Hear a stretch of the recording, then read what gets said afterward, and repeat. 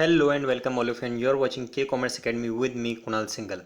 So in this series of Principles of Management propounded by Henry Fayol, today we will be studying subordination of individual interest to general interest. This is the principle propounded by Henry Fayol.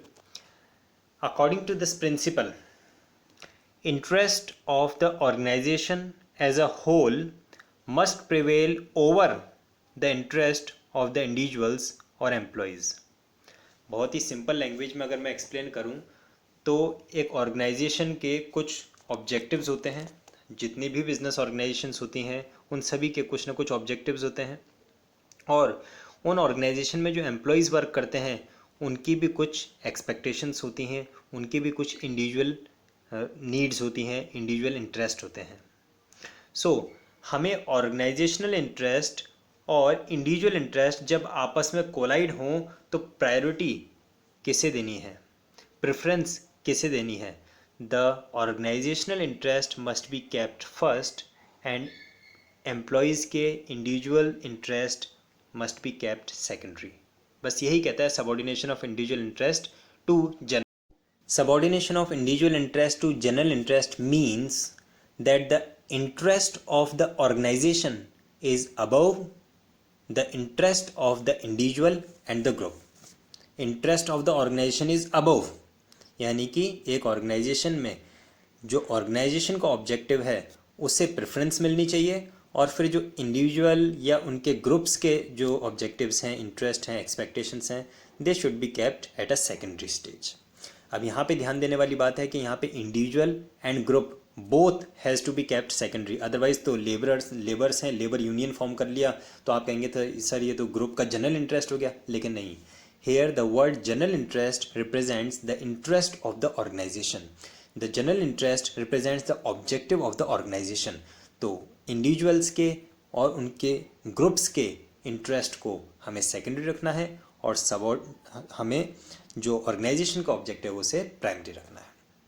In an organisation every individual has his own interest. Obviously सभी employees की अपनी अपनी expectations होती हैं, and company has got its own objectives. Company के अपने कुछ objectives होते हैं. हो सकता है एक एम्प्लॉय है वो हाई सैलरी चाहता है और जो ऑर्गेनाइजेशन है वो हाई प्रॉफिट चाहती है. So every individual has its own interest and every company has got its own objectives. तो अब करना क्या है? This principle states that in an organization, this principle demands that each individual should sacrifice his personal interest for achieving company's objectives. यानी कि हर employ को अपने जो इंडिविजुअल नीड्स हैं, इंडिविजुअल एक्सपेक्टेशंस हैं, इंडिविजुअल इंटरेस्ट हैं, उन्हें सेक्रीफाइस कर देना चाहिए ऑर्गेनाइजेशनल ऑब्जेक्टिव के लिए. बिकॉज वैसे भी अगर ऑर्गेनाइजेशन को अपना ऑब्जेक्टिव अचीव होगा तो इंडिविजुअल नीड्स तो ऑटोमेटिकली फुलफिल हो जाएंगी. तो अगर ये बात हम समझें, so individual needs should be sacrificed. चलिए एक एग्जांपल से समझते हैं. Suppose if manager's objective is to earn more salary. अब मैनेजर्स ऑब्जेक्टिव की बात हो रही है, यानी कि इंडिविजुअल मैनेजर के ऑब्जेक्टिव की या उसकी एक्सपेक्टेशन की. So managers objective is to earn more salary and company is going through financial crisis and wants to cut down expenses. अब organizational objective क्या है?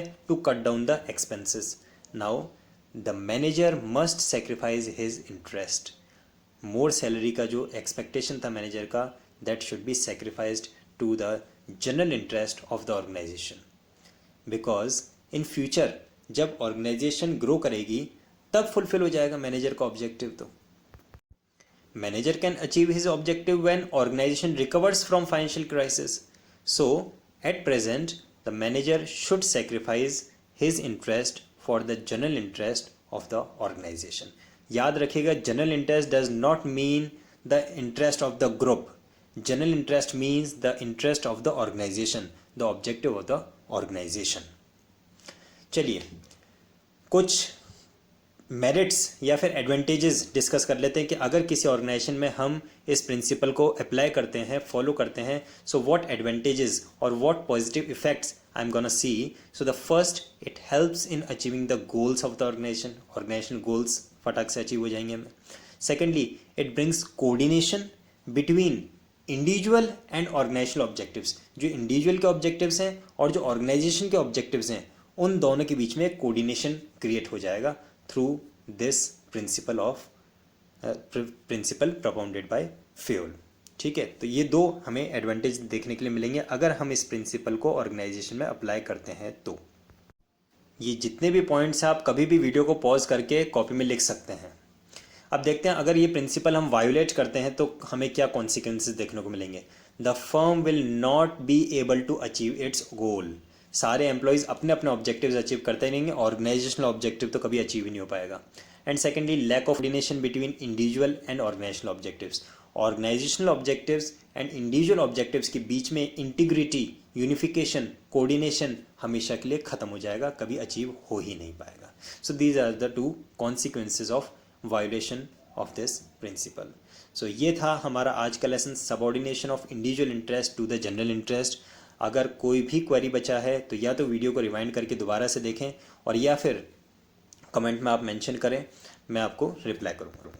याद रखिए, लॉकडाउन में वर्क फ्रॉम होम है, मैं अपने घर से ये वीडियो बना के आपके लिए पोस्ट कर रहा हूँ। आप अपने घर पे बैठ के पढ़ाई करके और अपना वर्क फ्रॉम होम करें। Thank you very much.